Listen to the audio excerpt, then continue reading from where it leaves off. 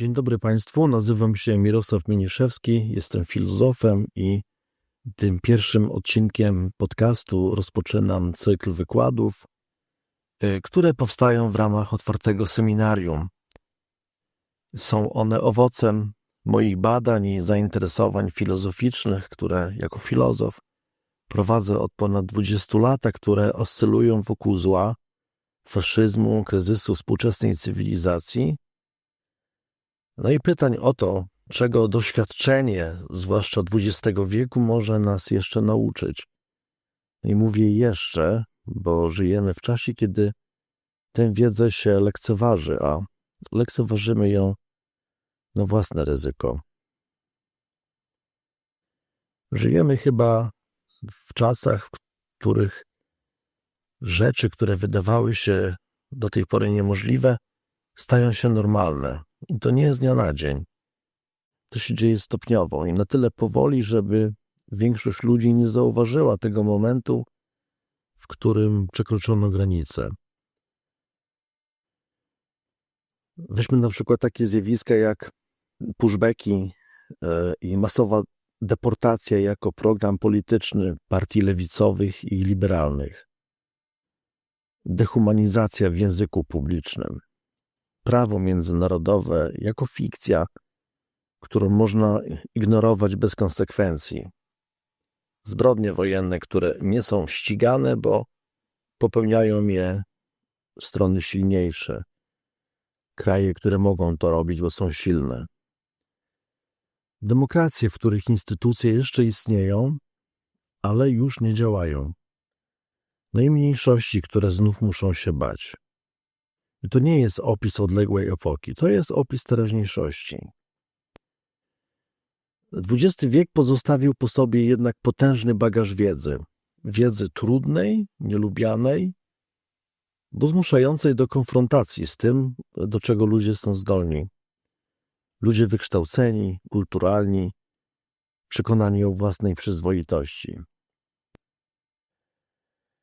Ta wiedza, która powstała po największej katastrofie w dziejach zachodniej cywilizacji i próbowała odpowiedzieć na jedno zasadnicze pytanie, jak do tego doszło. Jakie mechanizmy społeczne, polityczne, psychologiczne sprawiły, że cywilizowany świat wytworzył z własnego wnętrza systemy totalnej destrukcji i zagłady. Te mechanizmy zostały precyzyjnie opisane przez ludzi, którzy przeżyli tę katastrofę i podjęli wysiłek jej zrozumienia. I to, co opisali, nie dotyczy wyłącznie ich epoki. Dotyczy struktury, wzorca, powtarzalnego schematu, w którym frustracja ekonomiczna zostaje przekształcona w nienawiść do słabszych, w którym lęk przed utratą statusu staje się paliwem dla polityki wykluczenia, w którym kłamstwo powtarzane wystarczająco głośno zastępuje prawdę. Ten schemat działa do dzisiaj, obserwujemy go na żywo. I właśnie dlatego wracam do tych tekstów, tych analiz, tych koncepcji, do tego sposobu myślenia. Nie robię tego jako historyk, ale jako ktoś, kto patrzy na teraźniejszość i rozpoznaje w niej te struktury, które już raz były rozpoznane i raz już były zlekceważone. Te wykłady, które będę Państwu prezentować w tym podcaście, powstają dlatego, że milczenie w takiej chwili jak ta jest formą współudziału. Powstają one także z przekonania, że myślenie chłodne, analityczne, pozbawione złudzeń jest dzisiaj jednym z niewielu narzędzi, które w ogóle jeszcze mamy. Że trzeba nazywać rzeczy po imieniu, zanim nazwanie ich straci jakikolwiek sens. Że ta wiedza wypracowana po tamtej katastrofie może pomóc nam zrozumieć to, co dzieje się teraz i być może zapobiec temu, co jeszcze nie jest przesądzone. Zapraszam do słuchania.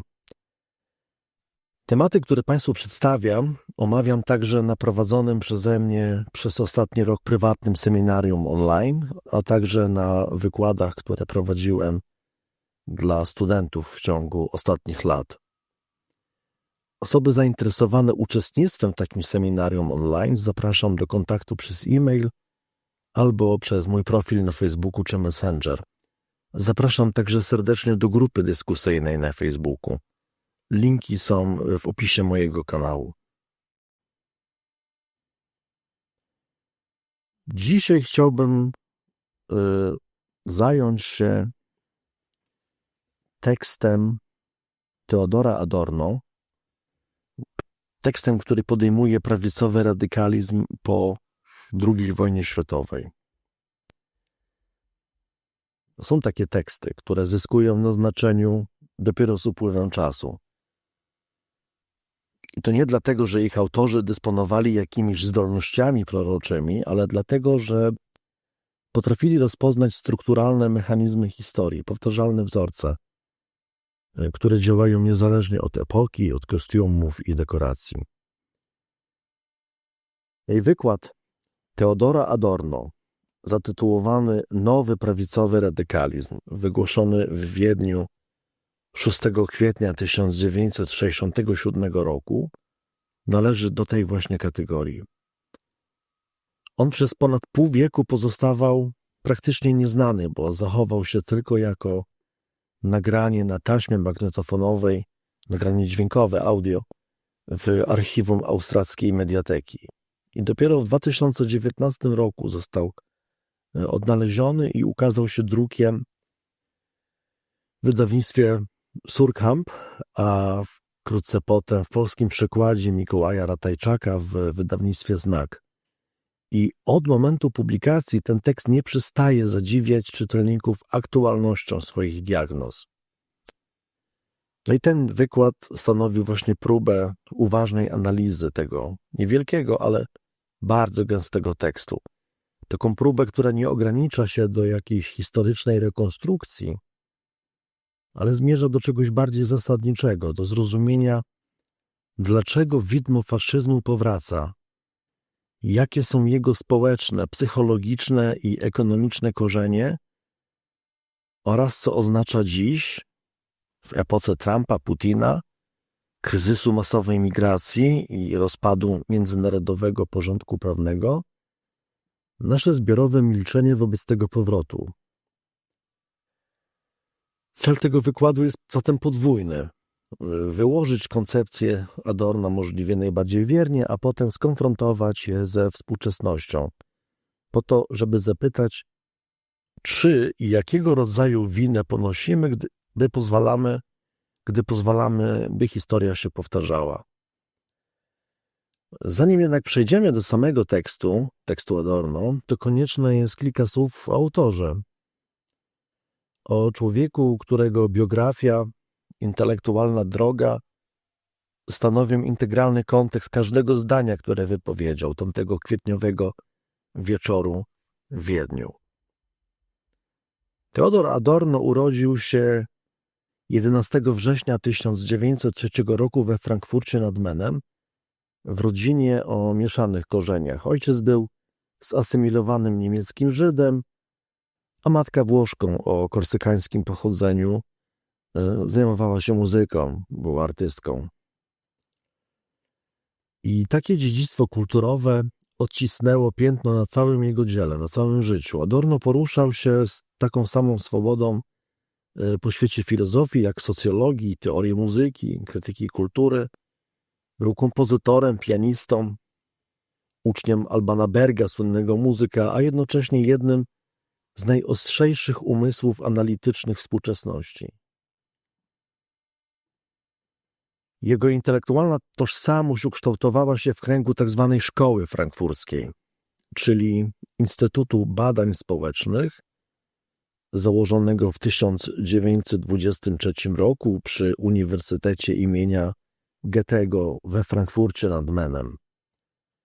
Ten instytut kierowany przez Maxa Horkheimera, filozofa i socjologa, który stał się potem najbliższym intelektualnym partnerem Adorna, rozwijał program badawczy znany później i także dzisiaj jako teoria krytyczna.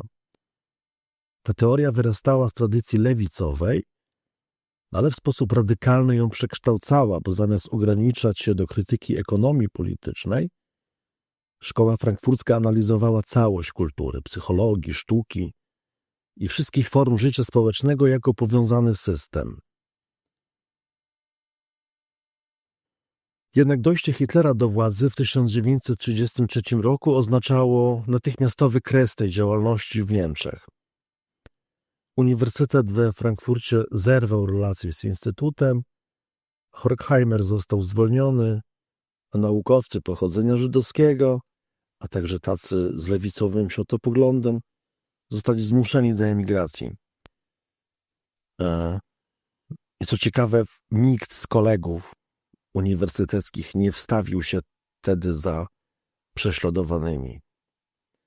Adorno wyemigrował najpierw do Anglii, a w 1938 roku do Stanów Zjednoczonych, gdzie dołączył do przebywającego już tam Horkheimera. I te lata amerykańskiej emigracji okazały się bardzo produktywne. Wtedy powstały takie książki jak Dialektyka oświecenia, napisana wspólnie z Horkheimerem, fundamentalne dzieło o samozniszczeniu rozumu w zachodniej cywilizacji. Będę to dzieło omawiać w osobnym wykładzie. A także wielki projekt badawczy o nazwie Studies in Prejudice, którego częścią było monumentalne studium, książka Osobowość autorytarna. Osobowość autorytarna to praca o znaczeniu, którego nie sposób przecenić dla zrozumienia w ogóle całości myśli Adorno, ale przede wszystkim tego wykładu, który dzisiaj omawiamy.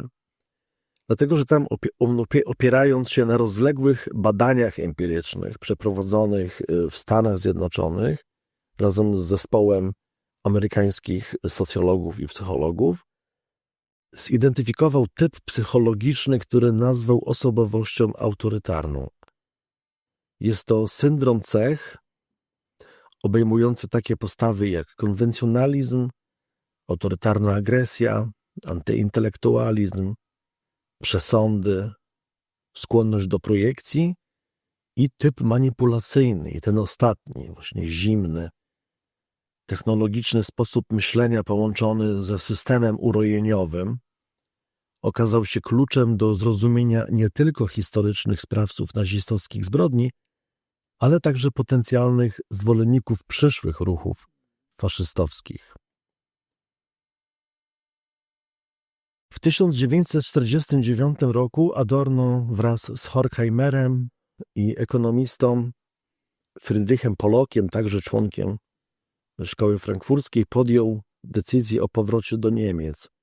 I ta decyzja wynikała z nadziei, że w Niemczech, inaczej niż w Stanach Zjednoczonych, zachowały się jeszcze jakieś resztki przedtotalitarnej kultury intelektualnej, mieszczańskiej, jakieś rudymenty czasu sprzed totalnego uspołecznienia, jak to ujmowano.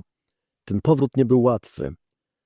Horkheimer opisywał, jak w 1948 roku został we Frankfurcie przywitany słodko, ślisko i z fałszywymi honorami przez ludzi, którzy nie wiedzieli, czy mają w nim widzieć wpływowego przybysza z Ameryki, czy też brata zamordowanych ofiar. W powojennych Niemczech Adorno poświęcił się dwóm zadaniom. Przede wszystkim odbudowie Instytutu Badań Społecznych, a także publicznej interwencji intelektualnej na rzecz demokratyzacji niemieckiego społeczeństwa. W 1959 roku wygłosił wykład pod tytułem „Co to znaczy przepracowywać przeszłość?”. Tekst, który stał się jednym z najczęściej cytowanych dokumentów niemieckiej kultury pamięci. Adorno zawarł w nim ostrzeżenie, które do dzisiaj nie straciło mocy, że dalsze życie narodowego socjalizmu w demokracji jest czymś dużo bardziej niebezpiecznym od dalszego życia faszystowskich tendencji przeciwstawionych demokracji. Inaczej mówiąc, niebezpieczeństwo nie tkwi w jawnych neonazistach maszerujących ulicami, ale we faszystowskich strukturach mentalnych, które przenikają pozornie demokratyczne instytucje i formy życia. 8 lat później, w 1967 roku, na zaproszenie Zrzeszenia Studentów Austrii, Adorno wygłosił w wiedeńskim Neues Institutsgebäude, wykład, który właśnie jest przedmiotem naszej dzisiejszej analizy. I bezpośrednim kontekstem było gwałtowne umacnianie się wówczas faszystowskiej, nowo powstałej Narodowo-Demokratycznej Partii Niemiec, NPD, założonej w 1964 roku, która organizowała rozmaite formacje prawicowe i wchodziła do kolejnych parlamentów krajowych. W roku 1968 miała już swoich przedstawicieli w 7 landach. Wykład Adorno nie został za jego życia opublikowany, dlatego że sam filozof miał niejednoznaczny stosunek do transkrypcji. On uważał, że utrwalanie swobodnie wypowiedzianego słowa zaciera fundamentalną różnicę między mową a pismem i że jest to jedna z praktyk administrowanego świata, która przygważdża efemeryczne słowo, mające swoją prawdę we własnym przemijaniu. No ale ta treść tego wykładu, w odróżnieniu od jego formy, w żadnym wypadku nie miała ulotnego charakteru i potwierdziły to kolejne dekady. Adorno zmarł w roku 1969, 2 lata po wiedeńskim wykładzie, i nie doczekał ani porażki w partii NPD w wyborach do Bundestagu, ani tym bardziej późniejszego, wielokrotnego powrotu prawicowego radykalizmu w nowych postaciach. Publikacja tego tekstu w 2019 roku zbiegła się z momentem, w którym skrajna prawica na nowo stawała się jedną z najpotężniejszych sił politycznych w Europie i Ameryce. Książka stała się natychmiast bestsellerem w Niemczech i wywołała szeroką dyskusję.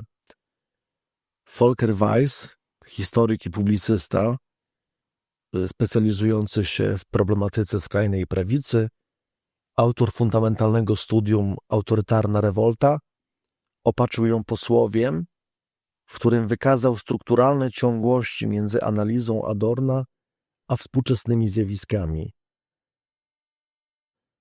Odbiór tekstu potwierdził więc coś, co dla uważnego znawcy teorii krytycznej było od dawna oczywiste.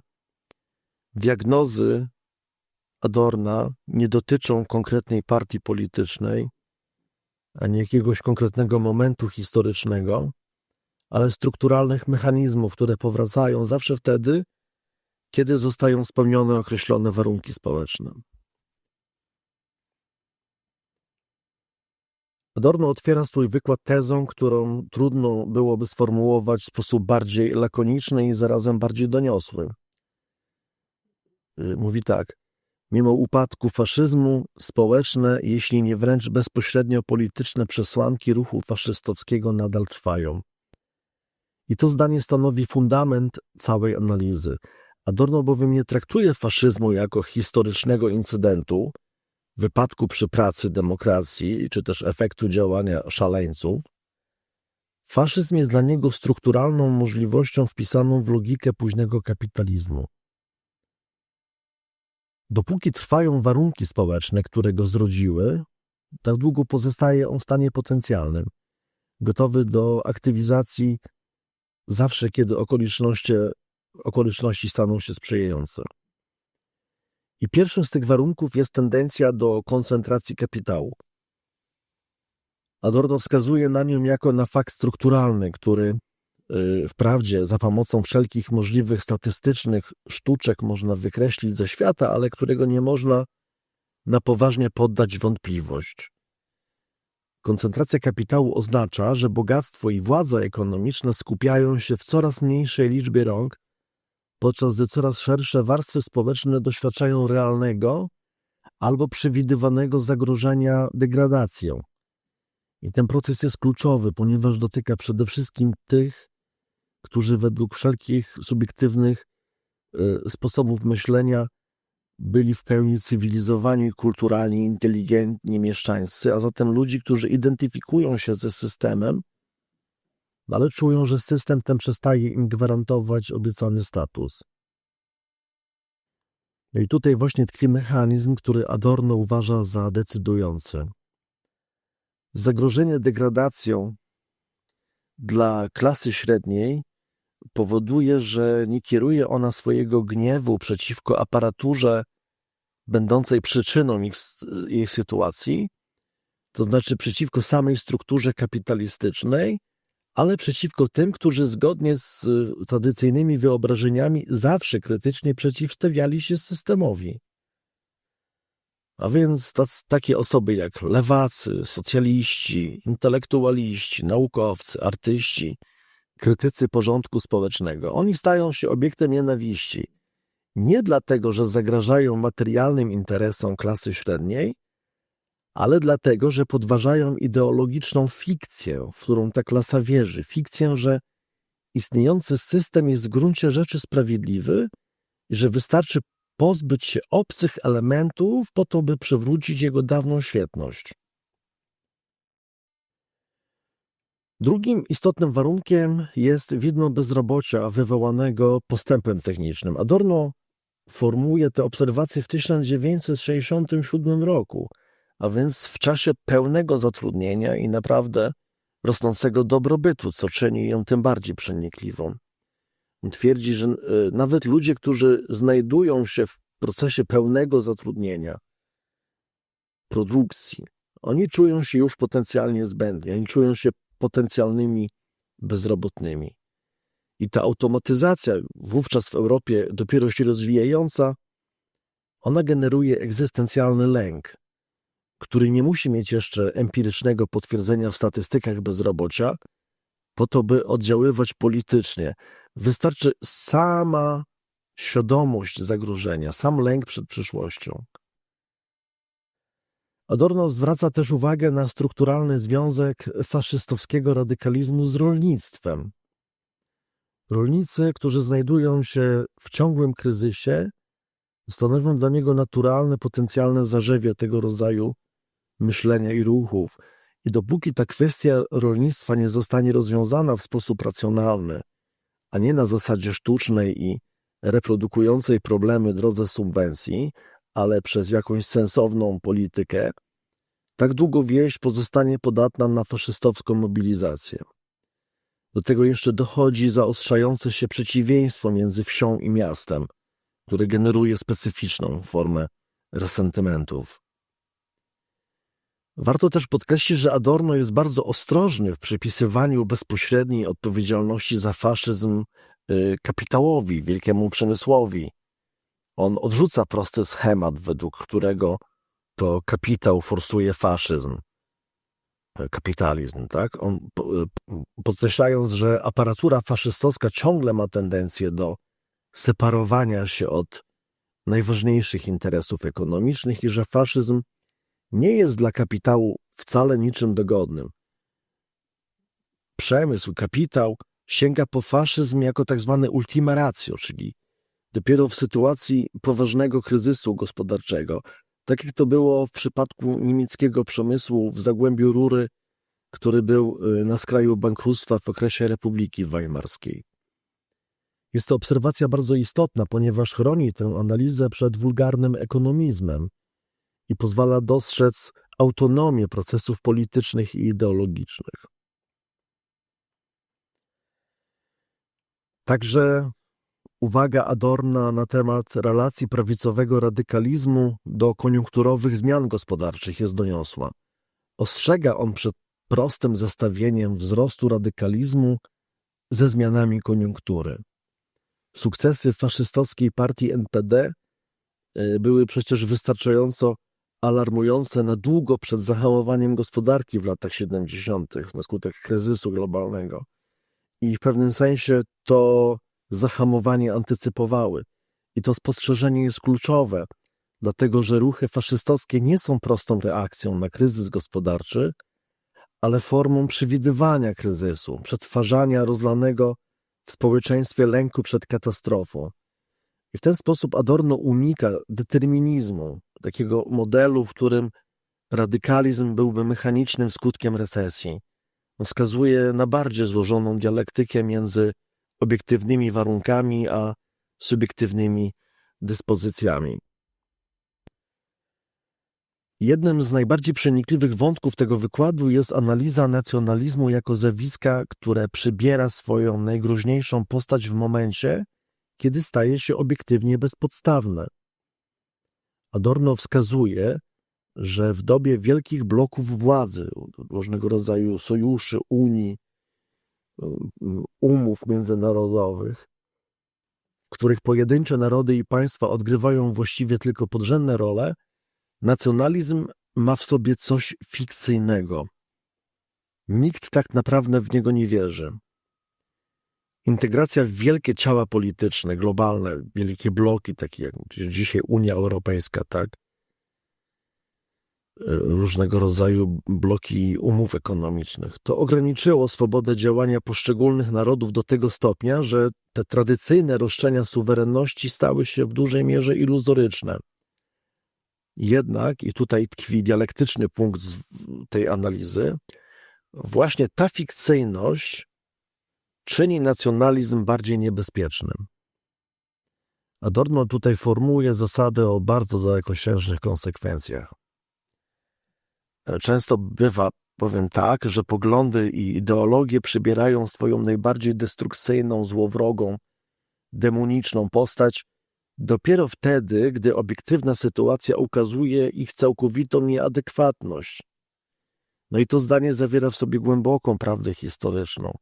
Na przykład procesy czarownic, które wspominał Adorno, nie miały miejsca w szczytowym okresie rozwoju teologii katolickiej, ale w czasach kontrreformacji, gdy średniowieczny porządek rozpadał się wtedy. Analogicznie, nacjonalizm staje się nie najbardziej agresywny wtedy, gdy jest adekwatny do rzeczywistości, lecz wtedy, gdy rzeczywistość go podważa i właśnie dlatego musi być przelicytowywany, po to, by móc go sobie samemu i innym wmówić. I ta obserwacja ma fundamentalne znaczenie dla zrozumienia współczesnych procesów. Weźmy choćby takie zjawiska jak Brexit, widmo polexitu, ruch suwerenistyczny w Europie, te wszystkie hasła o odzyskiwaniu kontroli, wszystkie te zjawiska ocierają się na odwołaniach do suwerenności, które już za czasów Adorna miały w sobie coś fikcyjnego. Im bardziej złożone stają się systemy wzajemnych zależności ekonomicznych, prawnych i politycznych na świecie, tym mniej realistyczne jest przywrócenie pełnej narodowej autonomii.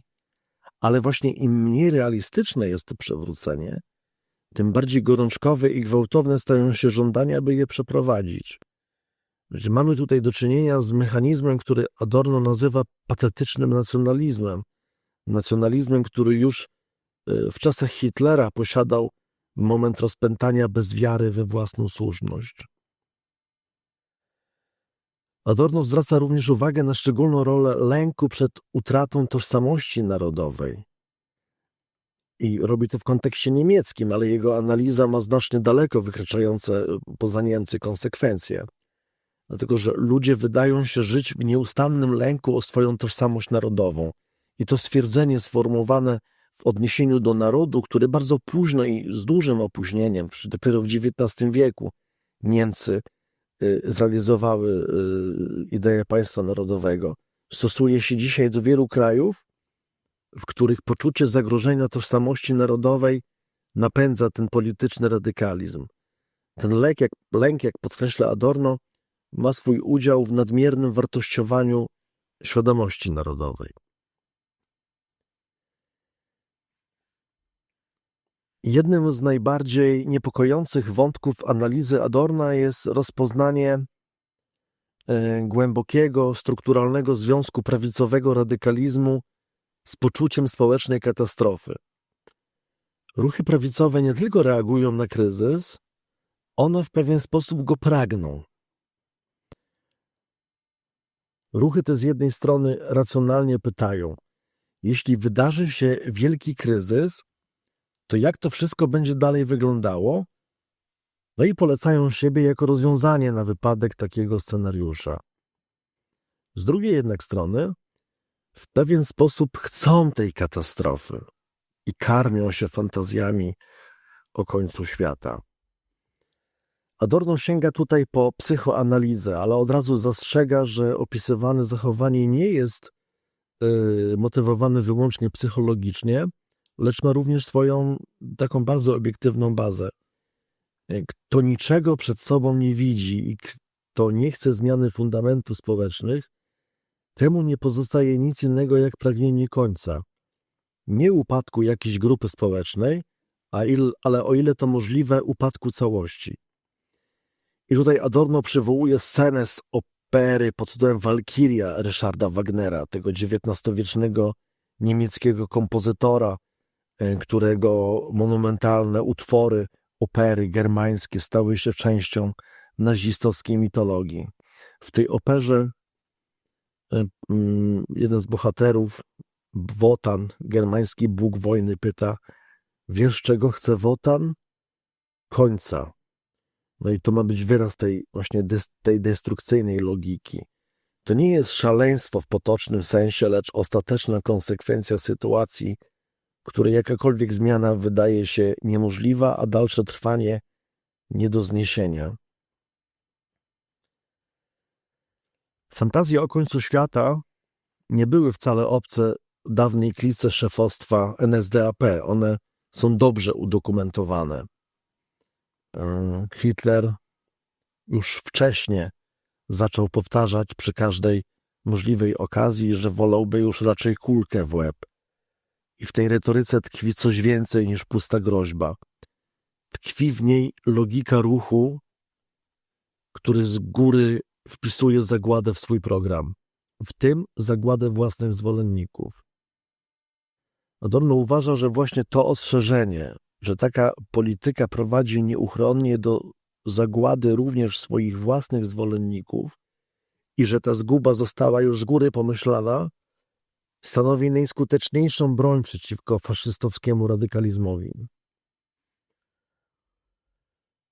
Centralnym wątkiem wykładu jest także analiza propagandy, którą Adorno uważa za właściwe centrum, za rzecz samą w sobie ruchów prawicowo-radykalnych, ruchów faszystowskich.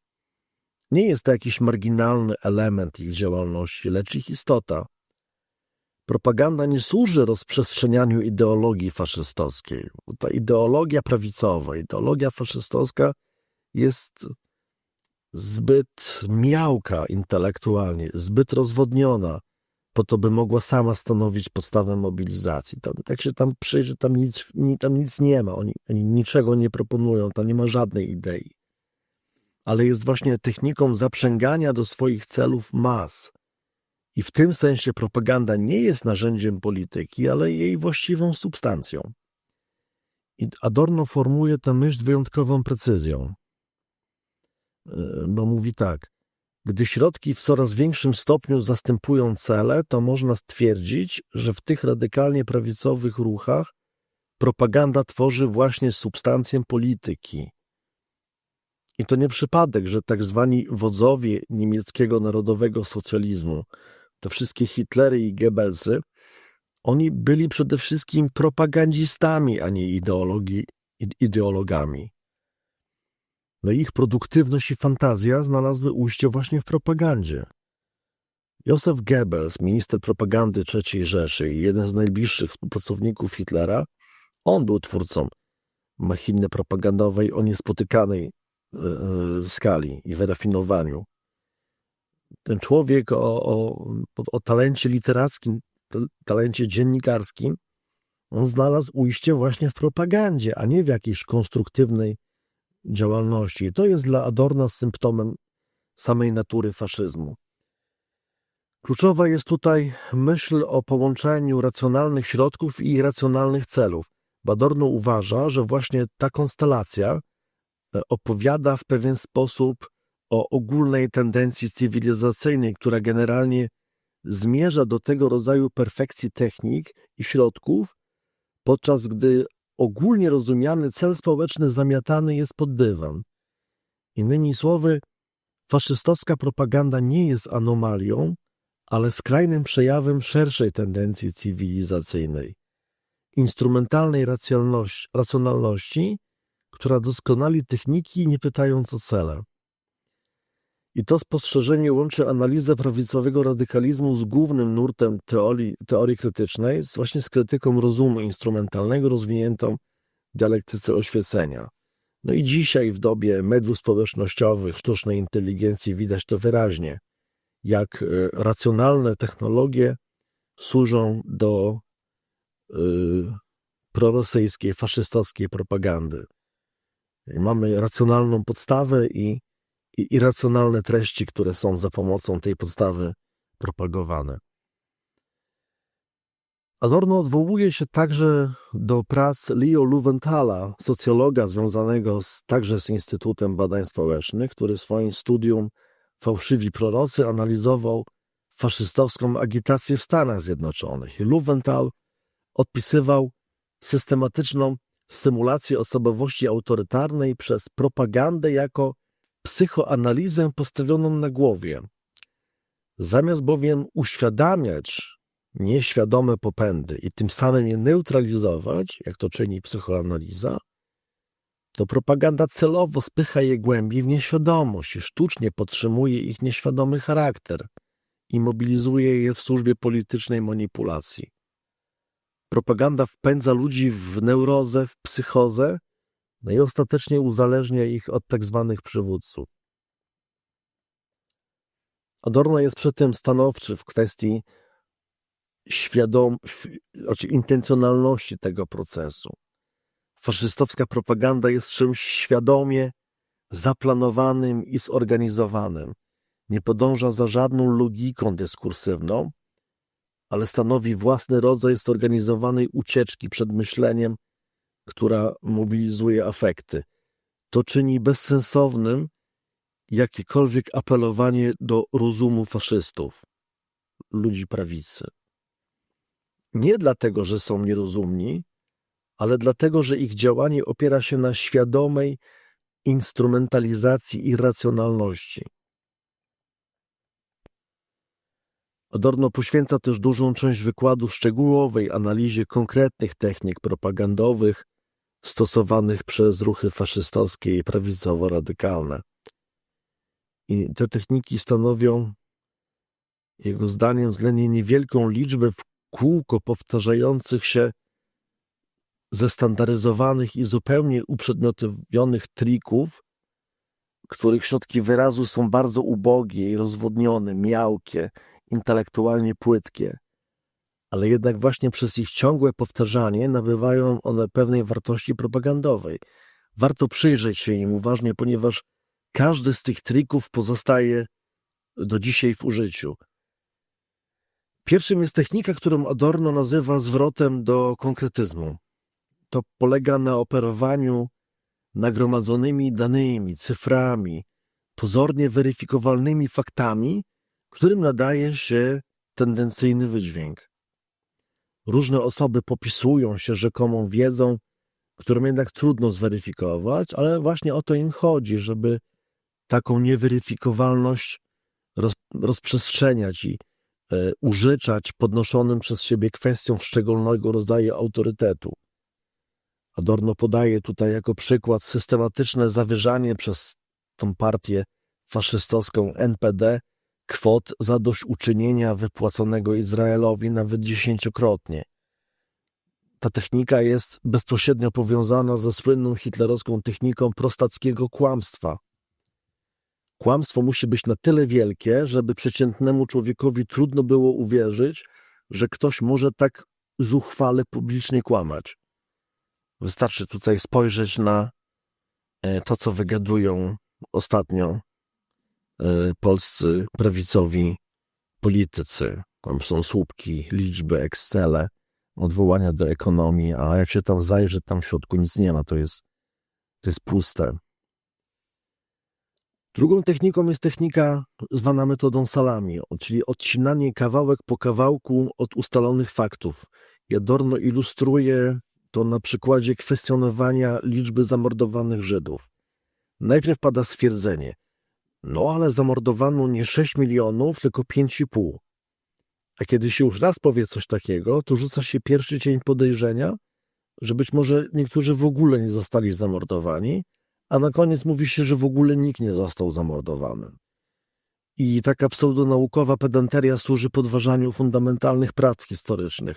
Nie przez ich jawne zaprzeczanie, lecz przed stopniową erozję pewności. No i to właśnie działo się na przykład w przypadku kwestionowania Holokaustu przez Brauna. Wiele lat poddawania wątpliwość i na końcu okazało się, że według Grzegorza Brauna nie było w ogóle Holokaustu. Trzecią techniką jest wycinanie z kontekstu, czyli izolowanie prawdziwych, adekwatnych samych w sobie obserwacji po to, żeby zaprzęgnąć je w służbę nieprawdziwej ideologii. Adorno podaje taki przykład, kiedy mówiono w ten sposób. Za Hitlera, zanim zaczął tę głupią wojnę, to było jednak bardzo dobrze. Ale bez jakiegokolwiek komentarza na temat tego, że cała koniunktura między 1933 a 1939 rokiem była wówczas możliwa wyłącznie dzięki szaleńczej i do granic możliwości rozgrzanej gospodarce wojennej. Czyli najważniejszą techniką zaprzęgania prawdy w służbie nieprawdy jest wycinanie z kontekstu. I to rozpoznanie jest bardzo istotne, bo propaganda faszystowska nie opiera się wyłącznie na kłamstwie, ale także i być może przede wszystkim na manipulowaniu prawdą. Czwartą techniką jest formalizm, także prawny, powoływanie się na formalno-prawną ważność dokumentów i umów w oderwaniu od ich kontekstu historycznego i moralnego. Piąta to trik oficjalności, tworzenie wrażenia, że za ruchem stoją oficjalne instytucje i porządne osoby. Mamy tutaj odpowiedni dobór nazw, nomenklatury, garnitury, prawda, cała ta otoczka. Szósta to monopolizowanie określonych słów, przede wszystkim słów związanych z narodowością, takie jak niemiecki, demokracja i przychwytywanie ich na własny użytek. Niemieckim, polskim, amerykańskim. Nazywa się wszystko, co tylko można, podczas gdy inne partie, które też są przecież zadomowione w tych krajach i funkcjonują, są niemieckie, ale to odbiera się wszystkie te związane z patriotyzmem elementy właśnie jak flagi, daty, bohaterowie, to wszystko zostaje zawłaszczone przez faszystów. No i w końcu Adorno opisuje jeden z najbardziej subtelnych trików, hasło trzeba mieć przecież jakąś ideę. I to jest prototyp tego, co nazywa wulgarnym idealizmem. Idea nie istnieje ze względu na swoją prawdziwość, ani obiektywną wartość, lecz jedynie z pragmatycznego powodu, bo bez idei nie powinno się żyć. Treść idei jednak jest obojętna. Ale gdy ktoś tylko porządnie uderzy w stół i rzuci mamy ideę, no to od razu jest to skuteczny surogat. I ten mechanizm jest szczególnie niebezpieczny, ponieważ apeluje do realnej potrzeby sensu i kierunku w życiu, przekształcając ją w kolejny instrument manipulacji. Adorno opisuje także mechanizm manipulowania pojęciem samej demokracji, czyli jawna antydemokratyczność nie jest przecież już możliwa w warunkach po II wojnie światowej. Zamiast niej zauważmy, że pojawia się ciągłe odwoływanie do prawdziwej demokracji i rzucanie na innych podejrzeń o niedemokratyczność. Ruchy antywolnościowe przedstawiają się jako obrońcy wolności, a zwroty w rodzaju, że jest w końcu jakiś wybór, wywoływały w ludziach poczucie, że właśnie z tym ruchem, który chce wolność unieważnić, uda im się niejako ponownie dostać posiadanie tę wolność. To jest paradoks, że ruch antywolnościowy i antydemokratyczny prezentuje się jako jedyna autentyczna alternatywa demokratyczna.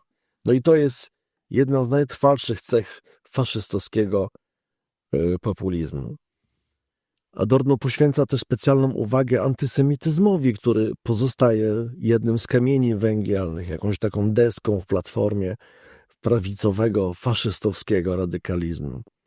I czyni przy tym obserwacje o niezwykłej przenikliwości, bo przecież antysemityzm w Niemczech przetrwał samych Żydów i dotykał swojej własnej widmowej postaci. Po Holokauście, gdy żydowska społeczność w Niemczech została niemal całkowicie unicestwiona, antysemityzm nie zniknął. Przeciwnie, stał się jeszcze bardziej racjonalny i widmowy, ponieważ utracił nawet pozór odniesienia do rzeczywistości. Kluczową rolę odgrywa także technika aluzji. W warunkach, gdy oficjalne prawodawstwo zabrania otwartego antysemityzmu, ruchy prawicowe rozwinęły wyrafinowany system niedopowiedzeń i podtekstów. Adorno opisuje to bardzo precyzyjnie. To jest taka postawa, która brzmi: nie możemy wprawdzie nic o tym mówić, ale między sobą dobrze jeden drugiego rozumiemy. Wszyscy dobrze wiemy, co mamy na myśli. Samo wymienianie żydowskich nazwisk wystarcza, by wywoływać zamierzony efekt. Różne gazety niemieckie w tamtym czasie rozwijały tę technikę z dużą wirtuozerią. Nigdy w żadnym numerze nic nie pisały, co by poszło na tyle daleko, by możliwa była jakakolwiek interwencja prawna. No ale jednocześnie konsekwentnie budowały antysemicki przekaz przez kumulację tej aluzji. No, dzisiaj podobne rzeczy mamy także w Polsce. Antysemityzm pełni także funkcję obrony przed poczuciem winy na zasadzie racjonalizacji. Kiedy na przykład mówiono, że coś musiało w tym jednak być, przecież inaczej by ich wszystkich nie wymordowano. I taka przewrotna logika transformuje ofiary w winowajców, a sprawców w osoby, które być może przesadnie, ale w gruncie rzeczy zrozumiale reagowały na jakieś rzekome zagrożenie. Adorno łączy to z szerszym kompleksem końca z wyznawaniem win, żądaniem, żeby przestać wreszcie mówić o przeszłości, choć w rzeczywistości wyznawanie win nigdy nie miało miejsca. Fritz Bauer, wybitny niemiecki prawnik, który odegrał kluczową rolę zarówno w ujęciu Adolfa Eichmanna, jak i w procesach frankfurckich, tzw. procesach frankfurckich, które dotyczyły zbrodni w Auschwitz, zbrodni strażników Auschwitz.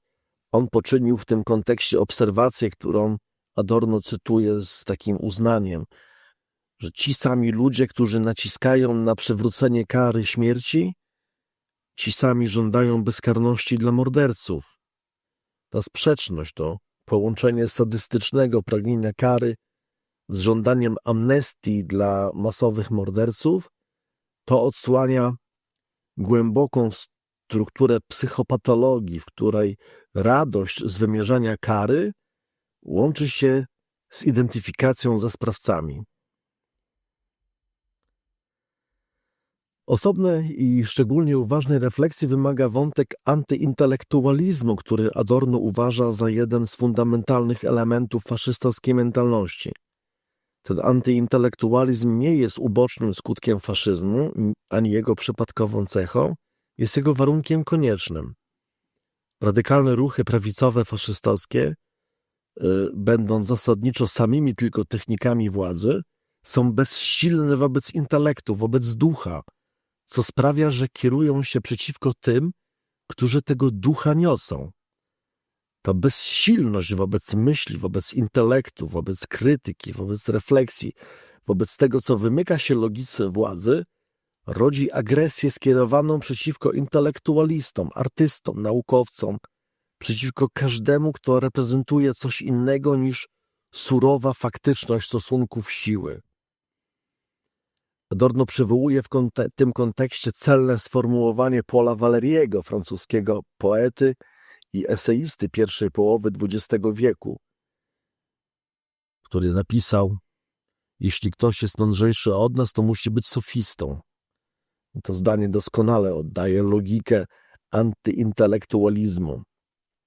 Myślenie jest podejrzane, ponieważ podważa prostotę światopoglądu, na którym opiera się autorytarna władza. Kto myśli, ten komplikuje. Kto komplikuje, ten zagraża porządkowi.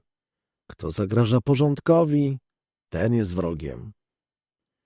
Szczególnie znienawidzony jest w tym kontekście lewicowy intelektualista. Postać, która łączy dwa źródła resentymentu. Resentyment wobec myślenia i resentyment wobec lewicy. Adorno tutaj analizuje tę nienawiść z dużą precyzją. Chodzi o nieufność wobec każdego, o kim się uważa, że nie ma żadnego stołka, żadnej stałej pozycji i wiedzie życie wolnego człowieka. Jak to w Niemczech mówiono, Luftmensch, ma głowę w chmurach. Tak mówi się też w Polsce.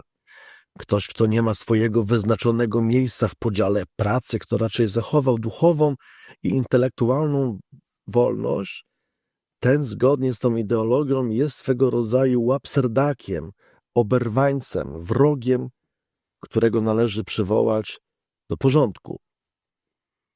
Adorno wskazuje też na głębsze korzenie tego resentymentu. To prastary uraz pracownika fizycznego wobec osób wykonujących pracę umysłową.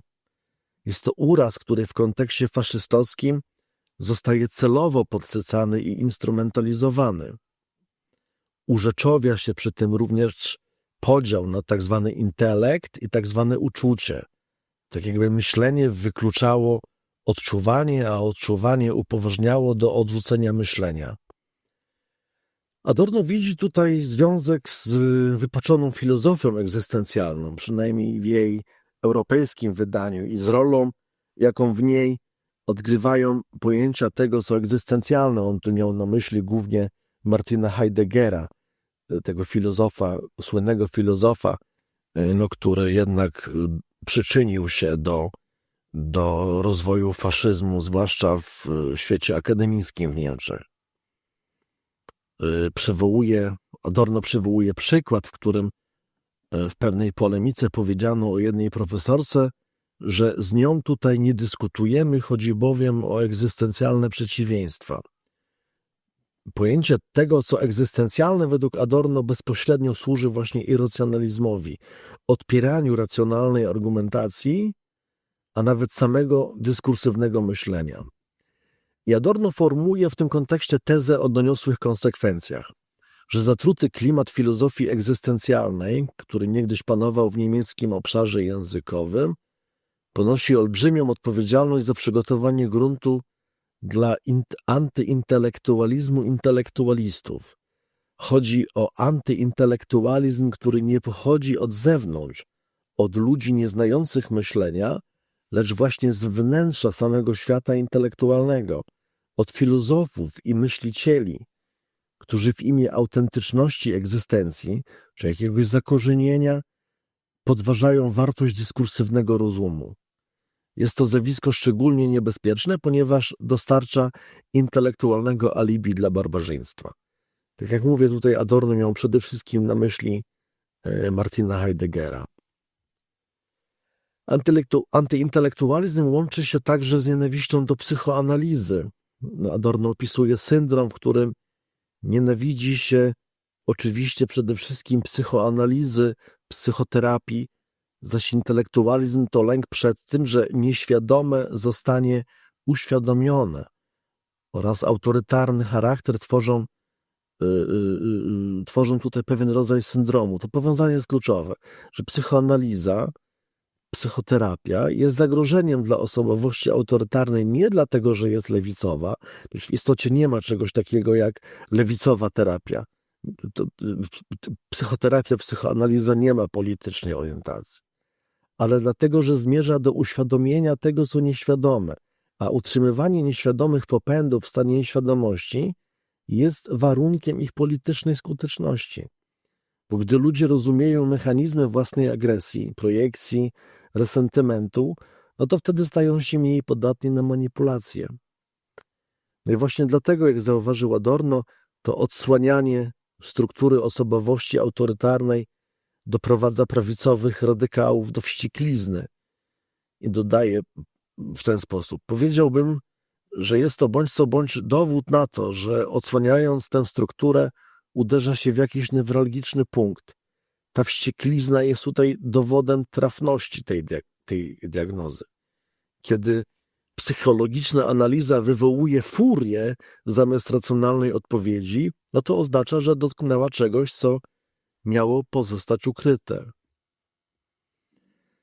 Ta analiza Adorna zyskuje szczególną aktualność w kontekście współczesnego antyintelektualizmu, który przybrał formy, jakich ten filozof prawdopodobnie nie przewidział w ich współczesnym, konkretnym kształcie, ale których strukturę rozpoznał bezbłędnie.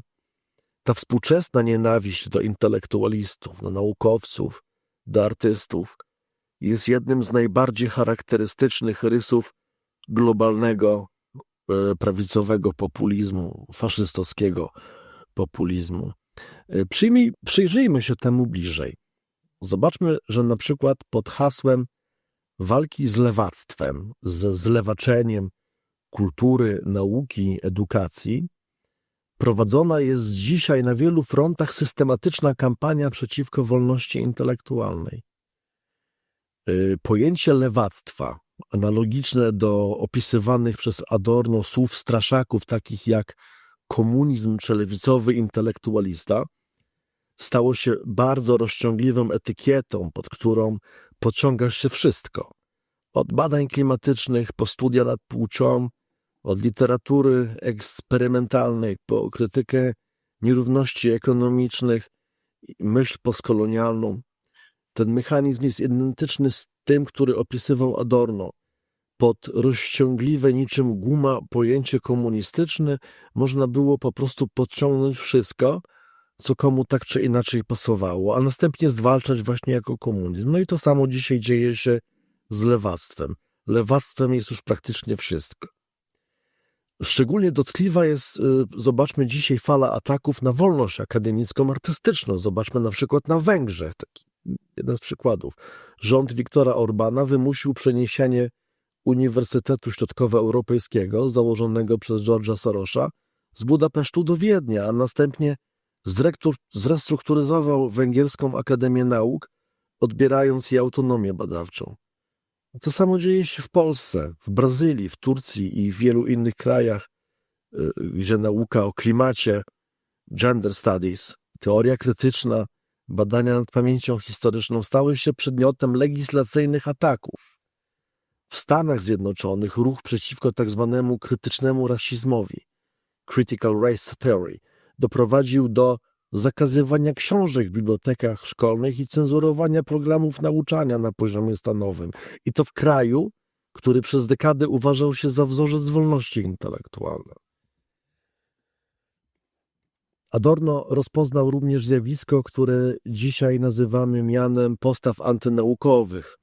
Opisywany przez niego wypaczony pozytywizm, czyli wykorzystywanie metod naukowych do hamowania doświadczenia, żywego doświadczenia, znajduje swoje odpowiedniki w negacjonizmie klimatycznym, w ruchach antyszczepionkowych, w podważaniu ustaleń epidemiologicznych. To miało miejsce podczas pandemii. We wszystkich tych przypadkach operuje się pozorem naukowości, cyframi, statystykami, własnymi badaniami, po to, żeby podważyć konsensus naukowy. Ta pseudonaukowa pedanteria, właśnie metoda salami stosowana do dowodów naukowych, wycinanie danych z kontekstu. Wszystkie te techniki zostały przez Adorna zidentyfikowane i opisane przed tylu laty, 70 lat temu, przed ich obecnym rozkwitem. Wreszcie warto zwrócić uwagę na zjawisko, które Adorno opisał jako kulturową reakcję, czy też prowincjonalizację. Te ruchy faszystowskie, prawicowe, pozbawione realnej swobody działania w polityce zagranicznej i gospodarczej, wyładowują się na polu kultury. To sektor kultury staje się polem bitwy, na którym rozgrywają się konflikty, których prawdziwych przyczyn ekonomicznych i politycznych nikt nie chce nazwać po imieniu. Stąd ta obsesja czystości kulturowej, ataki na wynaturzoną sztukę, żądania czystego ekranu. Adorno widział w tym mechanizm przeniesienia. Nienawiść, która nie może się wyładować w sferze politycznej, znajduje ujście właśnie w sferze kulturowej, gdzie cele są łatwiejsze i bardziej bezbronne. I ten mechanizm dzisiaj jest tak samo aktywny jak w roku 1967. Prawicowi populiści na całym świecie prowadzą wojny kulturowe, ponieważ są one łatwiejsze do wygrania niż wojny ekonomiczne. Łatwiej jest zaatakować wystawę sztuki współczesnej, zakazać książki w bibliotece szkolnej, zwolnić profesora za niepoprawne poglądy, niż zmierzyć się z koncentracją kapitału czy prekaryzacją pracy. Tu kultura staje się kozłem ofiarnym procesów, których prawdziwi beneficjenci pozostają niewidoczni. Adorno zawiera w swoim wykładzie także obserwację, która powinna być wyryta w kamieniu nad wejściem do każdego parlamentu. Mówi tak: w każdej tak zwanej demokracji na świecie istnieje pewien osad radykalizmu, ale świadczy on jedynie o tym, że w sensie społeczno-ekonomicznym nie wykształciła się dzisiaj ani jedna rzeczywista demokracja. Tak zwane demokracje są nimi wyłącznie formalne. I dalej mówił, że ruchy faszystowskie można by określić mianem ran, czy też blizn demokracji, która do dzisiaj nie była w stanie zadośćuczynić własnemu pojęciu. To sformułowanie jest bardzo precyzyjne i dalece niesymetryczne wobec popularnych wyobrażeń. Faszyzm dla Adorna nie jest czymś zewnętrznym wobec demokracji, wirusem, który ją zaraża z zewnątrz. Jest jej raną, jej blizną, a zatem czymś, co wyrasta z niej samej, z jej własnych sprzeczności i niedostatków. Demokracja, która pozostaje tylko formalna, która gwarantuje prawo głosu, ale nie gwarantuje realnej partycypacji w bogactwie i władzy, generuje resentyment, który z kolei napędza ruchy antysystemowe. Faszyzm jest zatem symptomem choroby demokracji, nie jej zaprzeczeniem. Jest tym, co pojawia się, kiedy demokracja nie realizuje własnych obietnic. Adorno opisuje również sposób, w jaki prawicowy radykalizm eksploatuje tę rzeczywistość. Ruchy te głoszą, że istniejąca demokracja jest fasadą i w tym mają częściową rację. Ale ich odpowiedzią na tę fasadowość nie jest pogłębienie demokracji, ale jej likwidacja. Należy zdecydowanie podkreślić, mówi Adorno, że wszystkie elementy owej ideologii nie są po prostu nieprawdziwe. Raczej jest tak, że również to, co prawdziwe, zaprzęgnięte jest w służbę nieprawdziwej ideologii. To jedna z najważniejszych obserwacji w całym wykładzie. Propaganda faszystowska czerpie swoją siłę nie z czystego kłamstwa, ale z manipulowania prawdą. Dlatego tak trudno się jej przeciwstawić.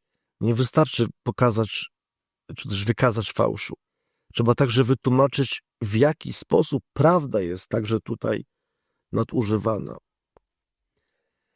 Kiedy czytamy wykład Adorna z 1967 roku w kontekście wydarzeń z lat 2015-26, to trudno się oprzeć wrażeniu, że ten tekst nie tyle opisuje przeszłość, ile diagnozuje teraźniejszość.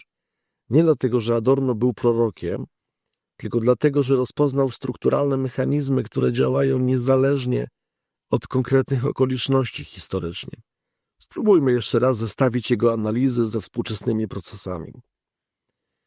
Tendencja do koncentracji kapitału, którą Adorno wskazywał jako fundamentalną przesłankę faszyzmu, nie tylko nie ustąpiła, lecz radykalnie się pogłębiła. W pierwszych dekadach XXI wieku globalny kapitał skoncentrował się w rękach garstki korporacji technologicznych i funduszy inwestycyjnych, do stopnia, którego wcześniejsze pokolenia nie były w stanie sobie nawet wyobrazić. Jednocześnie klasa średnia w krajach zachodnich doświadcza realnej lub przewidywanej degradacji, dokładnie tego procesu, który Adorno opisywał jako zarzewie faszyzmu. Prekaryzacja pracy, postęp automatyzacji, rozwój sztucznej inteligencji, zanik tradycyjnych ścieżek awansu społecznego. Wszystko to generuje widmo bezrobocia wywołanego postępem technicznym, o którym Adorno mówił kilkadziesiąt lat temu. Digitalizacja, jak trafnie zauważa Volker Weiss w posłowiu do wykładu, wzmogła jeszcze wspomniany przez Adorna proces automatyzacji, a prekaryzacja kolejnych obszarów ludzkiej pracy wytwarza schorzenia epoki nowych technologii cyfrowych. Analiza fikcyjnego nacjonalizmu, który staje się tym bardziej gwałtowny i mniej adekwatny, jest adekwatny do rzeczywistości, opisuje współczesne ruchy suwerenistyczne z nadzwyczajną precyzją. Brexit był wydarzeniem, w którym odwołanie do narodowej suwerenności, hasło Take Back Control, posłużyło jako narzędzie mobilizacji w sytuacji, gdy rzeczywiście te możliwości odzyskania kontroli w zglobalizowanej gospodarce były i pozostają głęboko ograniczone. Ruch MAGA Donalda Trumpa oparł się na analogicznym haśle Make America Great Again.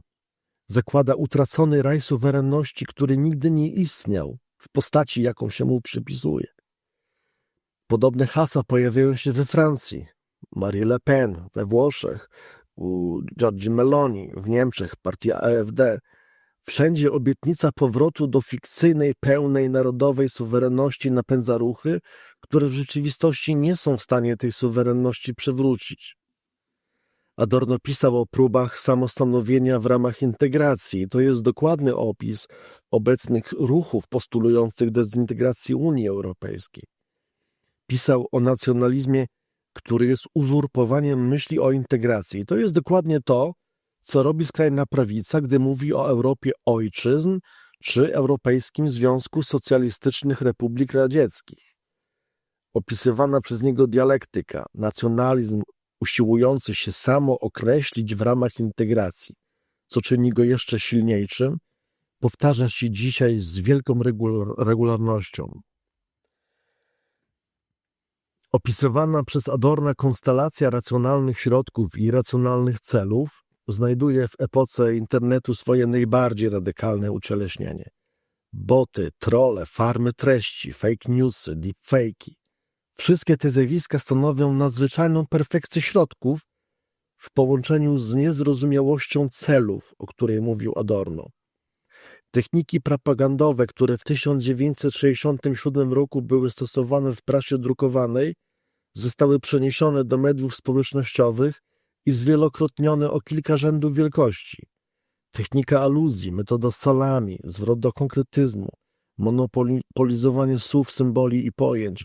Wszystko to działa w cyfrowym ekosystemie informacyjnym ze spotęgowaną siłą. Sukces prawicowych ruchów populistycznych w mediach społecznościowych potwierdza obserwację Adorna, że propaganda jest właściwą substancją polityki faszystowskiej. Trump, Orban, Putin, każdy z nich jest przede wszystkim propagandystą, dokładnie tak jak Hitler i Goebbels. Mówił to Adorno, byli o nich, że byli przede wszystkim propagandistami. Ich produktywność i fantazja znajdują ujście nie w rządzeniu, ale w produkcji przekazu. Polityka staje się permanentną kampanią, a kampania permanentną agitacją.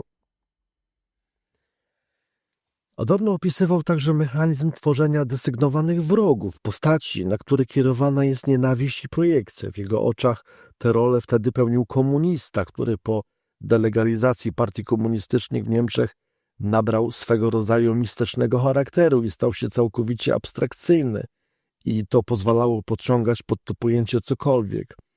Dzisiaj tę rolę przejął migrant i uchodźca, islamista.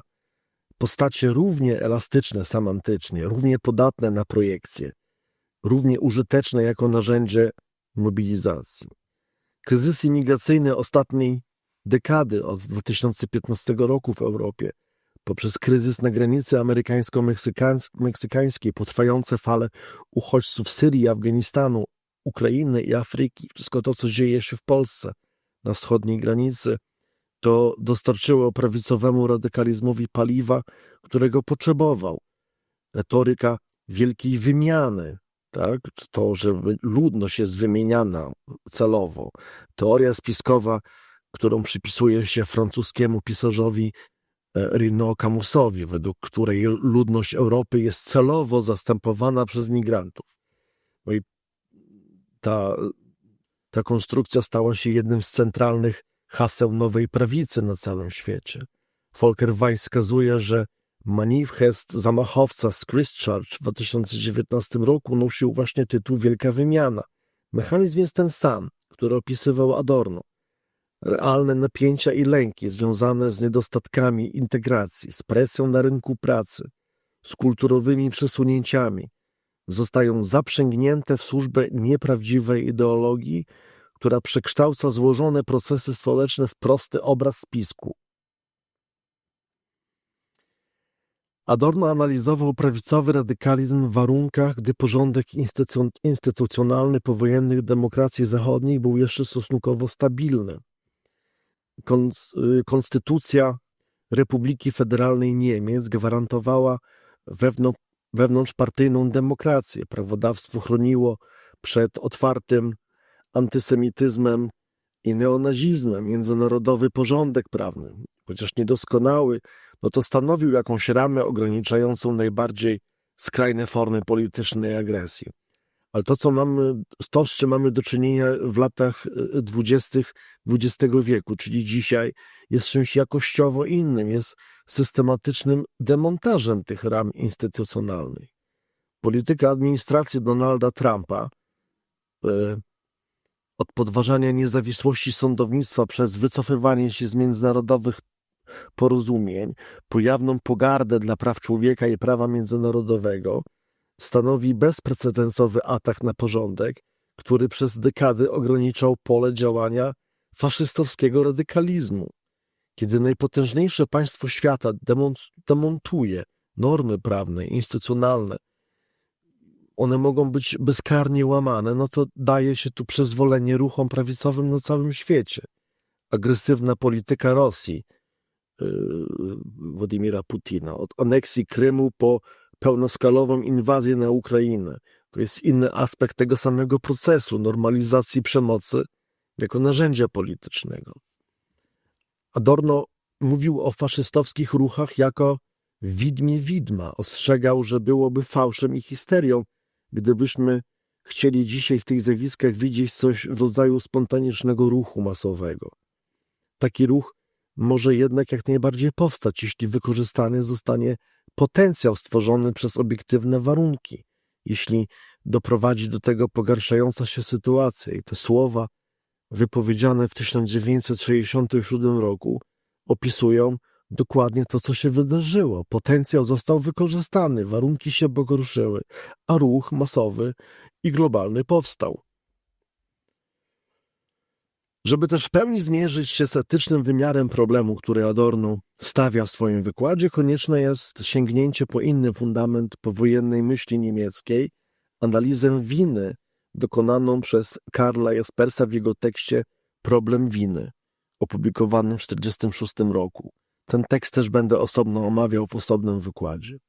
Karl Jaspers, jeden z najważniejszych filozofów egzystencjalnych XX wieku, profesor Uniwersytetu w Heidelbergu, mąż kobiety żydowskiego pochodzenia, sam przez cały okres nazistowski pozbawiony prawa wykładania. Podjął zaraz po wojnie pytanie, które większość Niemców wolała ominąć. Pytanie o naturę i zakres winy za zbrodnie narodowego socjalizmu. Jaspers wyróżnił 4 rodzaje winy, z których każdy ma inną naturę i inną instancję osądzającą. Wina kryminalna dotyczy obiektywnie dokonanych czynów sprzecznych z prawem. Jej instancją jest sąd. Wina polityczna dotyczy odpowiedzialności obywateli za działania państwa, którego są częścią. Nawet jeśli nie brali osobistego udziału w zbrodniach, to ponoszą odpowiedzialność za system, który je umożliwił. A instancją jest tutaj zwycięzca lub wspólnota międzynarodowa. Mamy też winę moralną, która dotyczy indywidualnych wyborów i zaniechań, każdego aktu odwrócenia wzroku. Jej instancją jest własne sumienie. No i wreszcie wina metafizyczna, najgłębsza z 4, bo dotyczy naruszenia solidarności między ludźmi jako ludźmi, tego, że dopuściliśmy do tego, by inna istota ludzka została zamordowana i że nie zginęliśmy razem z nią. I tutaj instancją według Jaspersa jest sam Bóg, a doświadczeniem wewnętrznym przeobrażenie świadomości w obliczu absolutnego zła. No i to zestawienie koncepcji Jaspersa z analizą Adorna pozwala postawić pytanie, które powinno nas dzisiaj niepokoić z siłą, jakiej dotąd nie odczuwaliśmy. Jaką my ponosimy winę wobec powrotu faszyzmu? Ale jeszcze jest jedno pytanie. Jaką winę poniesiemy w przyszłości, jeśli nic z tym nie zrobimy? To wina kryminalna w ścisłym sensie dotyczy na razie niewielkiej grupy osób, sprawców aktów przemocy inspirowanych ideologią faszystowską, zamachowców. No ale już wina polityczna rozciąga się znacznie szerzej. Jaspers pisał, że obywatele ponoszą odpowiedzialność za działania rządu, którego istnieniu nie zapobiegli. Każdy, kto swoim głosem, swoim milczeniem albo swoją biernością umożliwił dojście do władzy ruchów demontujących demokratyczne instytucje, podważających prawa mniejszości, normalizujących przemoc werbalną i fizyczną, ponosi winę polityczną w takim sensie, jak opisał to Jaspers. I to dotyczy zarówno wyborców, jak i tych, którzy z oddania głosu zrezygnowali. Wina moralna jest jeszcze bardziej rozległa. Adorno pisał, że taktyka cicho sza, a więc tuszowania tych problemów, nigdy się nie sprawdziła. Każde milczenie wobec otwartego rasizmu, każde wzruszenie ramionami wobec rasistowskiej aluzji, każde przejście do porządku dziennego nad słowami polityka nawołującego do nienawiści, to akty, za które ponosimy moralną odpowiedzialność. Jaspers podkreślał, że wina moralna jest w pełni indywidualna. Nikt nie może nas z niej zwolnić. Żadna okoliczność łagodząca nie znosi faktu, że widzimy i milczymy. Sumienie, jako jedyna instancja winy moralnej, nie przyjmuje wymówek. No i wreszcie wina metafizyczna, najgłębsza i najtrudniejsza do uchwycenia. Jaspers pisał o niejako o naruszeniu solidarności między ludźmi jako ludźmi, które dokonuje się zawsze wtedy, gdy gdziekolwiek na świecie ludzie są mordowani, a my żyjemy dalej. W kontekście współczesnym ta kategoria przybiera szczególną ostrość. Setki tysięcy uchodźców, z których wielu tonie na Morzu Śródziemnym, w Atlantyku. Ci uchodźcy, którzy giną w Europie, którzy zginęli na wschodzie Polski. Dzieci, które giną pod bombardowaniami w Ukrainie i w Gazie. Prawa człowieka, które są łamane systemowo i bezkarnie.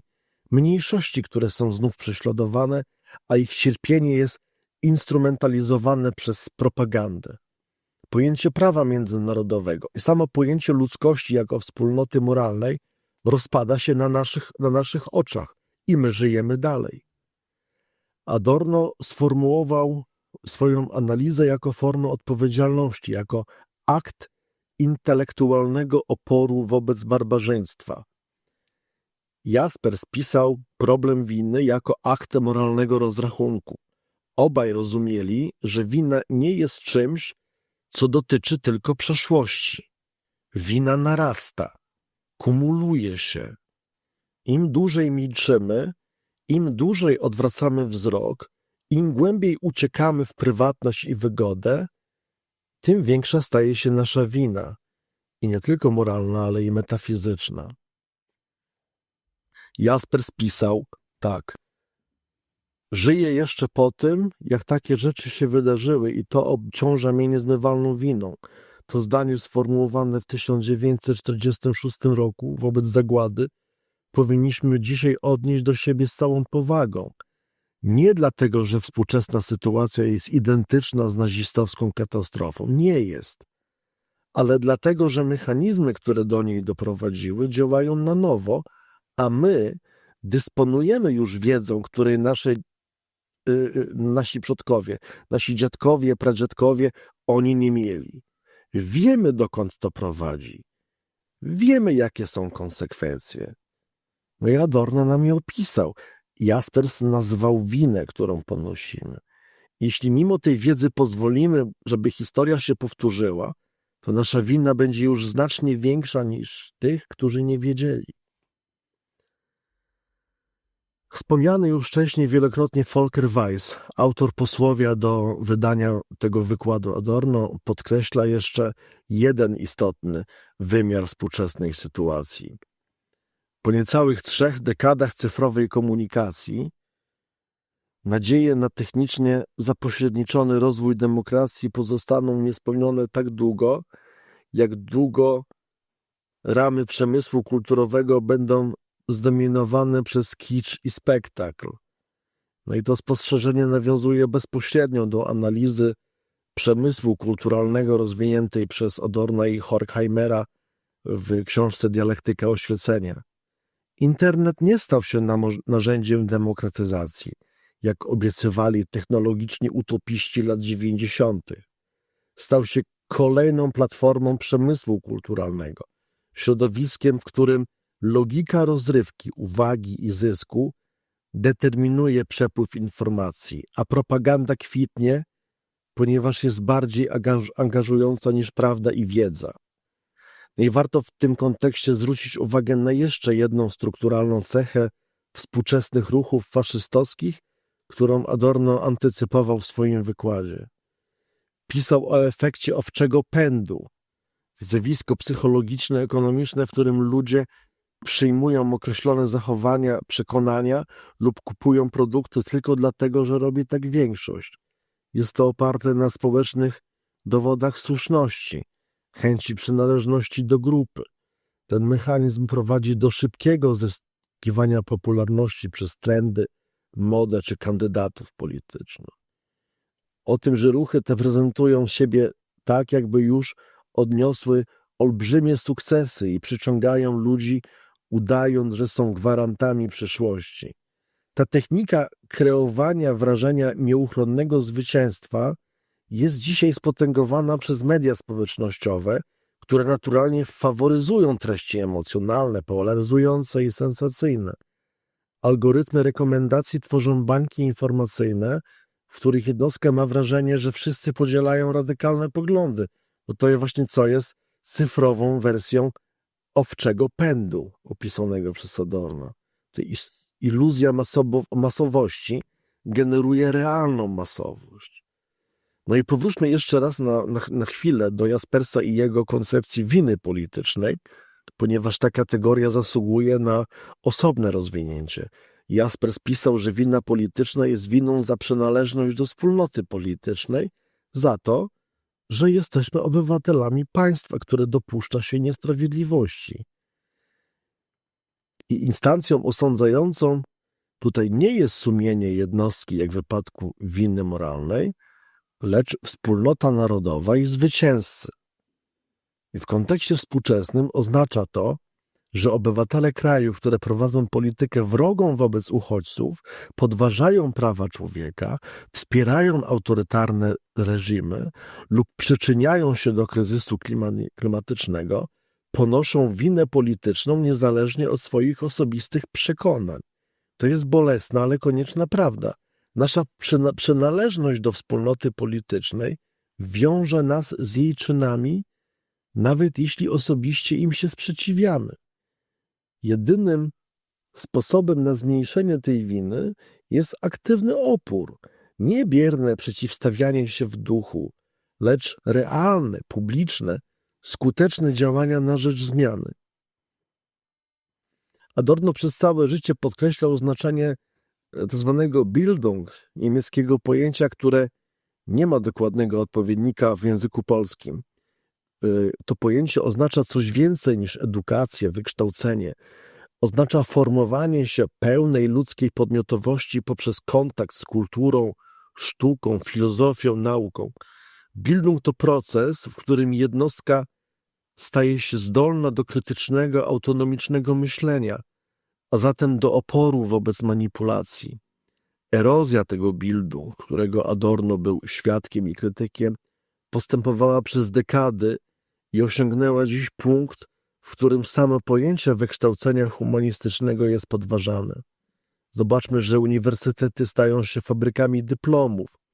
Humanistyka jest traktowana jako luksus, a edukacja jest redukowana do szkolenia zawodowego. Ten proces, pozornie odległy od problematyki faszyzmu, jest w rzeczywistości jednym z jego najważniejszych warunków. Bez Bildung, bez zdolności do krytycznego myślenia, ludzie stają się bezbronni wobec faszyzmu, wobec jego propagandy. Adorno widział ten związek z całą jasnością i dlatego swoją walkę z faszyzmem prowadził w dużej mierze na polu edukacji i kultury. Osobną kwestią jest też odpowiedzialność intelektualistów, tych, którzy z racji swojego wykształcenia, pozycji i dostępu do wiedzy powinni być pierwszą linią obrony przed barbarzyństwem. Adorno, sam będąc intelektualistą, nigdy nie szczędził krytyki swoim kolegom po fachu. Wspominał o antyintelektualizmie intelektualistów, o filozofach i myślicielach, którzy z wnętrza świata akademickiego dostarczali alibi dla irracjonalizmu. Dzisiaj ten problem przybiera nowe formy. Część intelektualistów zamiast stawiać opór prawicowemu radykalizmowi, adaptuje się do niego, szukając z nim materiału na kontrowersyjne książki, prowokacyjne felietony czy medialną widoczność. Inni uciekają z kolei w hermetyczny specjalizm, który pozwala im uniknąć odpowiedzialności za publiczne wypowiadanie się w sprawach, o których wiedzą więcej niż przeciętny obywatel. Jeszcze inni, być może najliczniejsi, po prostu milczą, chronieni przez mury uniwersytetów, które stają się coraz cieńsze. Adorno by tego nie zaakceptował. Jego wykład wiedeński jest dowodem, że uważał publiczną interwencję intelektualną za obowiązek, a nie za opcję. Adorno nie ogranicza się w swoim wykładzie do diagnozy, proponuje również strategię obrony, przy czym czyni to z charakterystyczną dla siebie ostrożnością i świadomością ograniczeń. Jego propozycje zasługują na uważne rozpatrzenie, ponieważ unikają zarówno naiwnego optymizmu, jak i defetystycznej rezygnacji. Pierwszą i najważniejszą zasadą jest odrzucenie moralizowania na rzecz odwoływania się do realnych interesów. On pisze, że nie powinniśmy zaczynać od etycznych apeli do ludzkości. On to mówi stanowczo. Samo bowiem słowo ludzkość oraz wszystko, co ma z nim związek, doprowadza właśnie ludzi, o których tu chodzi, do wścieklizny. To spostrzeżenie jest bardzo trafne w kontekście współczesnych debat, w których moralne argumenty za pomocą dla uchodźców, za prawami mniejszości czy solidarnością międzynarodową regularnie spotykają się z wściekłym odrzuceniem. Adorno proponuje zamiast tego ostrzeżenie potencjalnych zwolenników faszystowskiego radykalizmu przed niektórymi jego konsekwencjami, wykazanie, że polityka, którą popierają, prowadzi do zguby także ich samych. Drugą strategią jest zwrot do wewnątrz, odsłanianie psychologicznej struktury prawicowego radykalizmu. Należy jak najwyraźniej pokazywać, że cały kompleks autorytarnej osobowości i radykalnie prawicowej ideologii nie ma rzeczywistości w swojej substancji, w desygnowanym wrogu. Prawdziwym przedmiotem analizy nie są ci, przeciwko którym kierowana jest nienawiść, lecz sami nienawidzący. Adorno nie jest naiwny. Wie, że osobowości autorytarne są nieresponsywne, że nie pozwalają się do siebie zbliżać. Niemniej samo rozpoznanie autorytarnych osobowości jako problemu społeczno-psychologicznego prowadzi do odtruwania klimatu społecznego. Trzecią strategią jest demaskowanie technik propagandowych, nadanie im drastycznych nazw, dokładne opisanie ich następstw i próba w jakiś sposób zaszczepienia mas przeciwko tym trikom. Adorno pyta retorycznie, czy ktoś chce być głupcem i wskazuje, że wykazanie ludziom, że są przedmiotem manipulacji, może być skuteczniejsze niż moralne nauczanie. No i wreszcie, i to być może jest najważniejsze, Adorno podkreśla, że z prawicowym radykalizmem nie należy walczyć, stawiając kłamstwa przeciwko kłamstwu. Nie należy próbować być tak samo cwanym jak oni, lecz rzeczywiście się przeciwstawiać pracą i siłą rozumu, prawdziwie nieideologiczną prawdą. No i stanowisko jest głęboko antycyniczne. W epoce, w której wszyscy kłamią, Adorno obstaje przy prawdzie. Nie przy prawdzie naiwnej, lecz przy prawdzie krytycznej, prawdzie, która rozumie mechanizmy ideologii, nie poddając się niej. Adorno kończy swój wykład słowami, które powinny stać się mottem naszych czasów. Odrzuca pytanie o przyszłość prawicowego radykalizmu jako źle postawione, ponieważ jest nazbyt kontemplatywne. W samym sposobie myślenia, który na kwestie tego rodzaju od początku patrzy jak na katastrofy naturalne i w odniesieniu do nich tworzy przewidywania niczym o tornadach tkwi pewnego rodzaju rezygnacja, odbierająca nam w zasadzie status podmiotów politycznych i kończy. Jak te sprawy potoczą się dalej, zależy w ostatniej instancji od nas i to na nas spoczywa odpowiedzialność za to, jaki bieg zostaje im nadany. To zakończenie jest aktem woli, odmową traktowania historii jako procesu naturalnego, na który nie mamy wpływu. Jest to stanowisko w najwyższym stopniu etyczne. Wobec mechanizmów, które opisał z bezlitosną precyzją, wobec struktur, które analizował z bezwzględną rzetelnością, Adorno odmawia zajęcia pozycji obserwatora. Wiedza zobowiązuje. Diagnoza jest już formą interwencji, a milczenie wobec tego, co wiemy, staje się współudziałem. Żyjemy w czasach, w których przesłanki dla faszyzmu wciąż trwają i to w formie radykalnie zaostrzonej w porównaniu z rokiem 1967. Koncentracja kapitału osiągnęła poziomy niewyobrażalne. Automatyzacja i sztuczna inteligencja generują wizmo bezrobocia na skalę planetarną. Nacjonalizm w epoce globalnych współzależności stał się jeszcze bardziej fikcyjny i właśnie dlatego jeszcze bardziej agresywny. Propaganda w epoce cyfrowej osiągnęła perfekcję, o jakiej Adorno mógł śnić.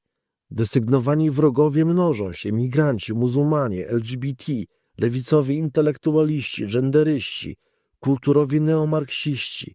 Lista jest otwarta i rozciągliwa niczym guma. Porządek prawny i instytucjonalny, który przez dekady ograniczał najbardziej radykalne tendencje, jest systematycznie demontowany i to nie tylko przez jawnych autokratów, ale także przez wybranych przez nas samych demokratycznie przywódców, którzy traktują instytucje demokratyczne jako przeszkodę, a nie jako fundament. Koncepcja praw człowieka, ta wielka zdobycz powojennej refleksji etycznej i prawnej, jest atakowana jednocześnie z wielu stron przez prawicowy popularyzm, przez autorytaryzm na wschodzie, przez religijny fundamentalizm, no i w końcu przez naszych samych, przez nas wybranych polityków. Widmo widma, o którym mówił Adorno, przybrało ciało. A jednak, i tutaj musimy pozostać wierni duchowi Adorna, nic z tego nie jest nieodwracalne. Adorno nie był optymistą, ale też nie był fatalistą. Jego analiza jest już aktem oporu, aktem, który polega na nazywaniu rzeczy, na odmowie uczestnictwa w powszechnie akceptowanym samozakłamywaniu, na upieraniu się przy prawdziwie nieideologicznej prawdzie. Jeżeli cokolwiek wynika z jego wykładu, to właśnie to, że odpowiedzialność za bieg historii spoczywa na nas, nie na jakichś anonimowych siłach dziejowych, nie na algorytmach mediów społecznościowych, nie na logice kapitału, chociaż te wszystkie czynniki odgrywają swoją wielką rolę. W ostatniej instancji, jak mówił Adorno, to zależy od nas i tylko od nas. Adorno wiedział, że prawicowy radykalizm nie jest problemem, który da się rozwiązać raz na zawsze. Jest strukturalną możliwością wpisaną w logikę współczesnych społeczeństw, ale wiedział też, że jest on rzeczowo fałszywy, nieprawdziwy wobec swojej własnej substancji i że ta fałszywość jest jego największą słabością. Można ją odsłonić, można wskazać na sprzeczności, można przebić bańkę nadużywania prawdy w celu szerzenia nieprawdy i trzeba przeciwdziałać pracą i siłą rozumu. I te sprawy potoczą się, jak te sprawy potoczą się dalej, zależy w ostatniej instancji od nas. I tymi słowami Adorno zamknął swój wykład w 1967 roku. I tymi samymi słowami zamykam także ten wykład w roku 2026. Ich prawda nie uległa przedawnieniu, ich wezwanie nie straciło mocy i nasza odpowiedzialność za tych, którzy wiedzą, jest dzisiaj większa niż kiedykolwiek. Dziękuję bardzo. Do usłyszenia w kolejnym wykładzie.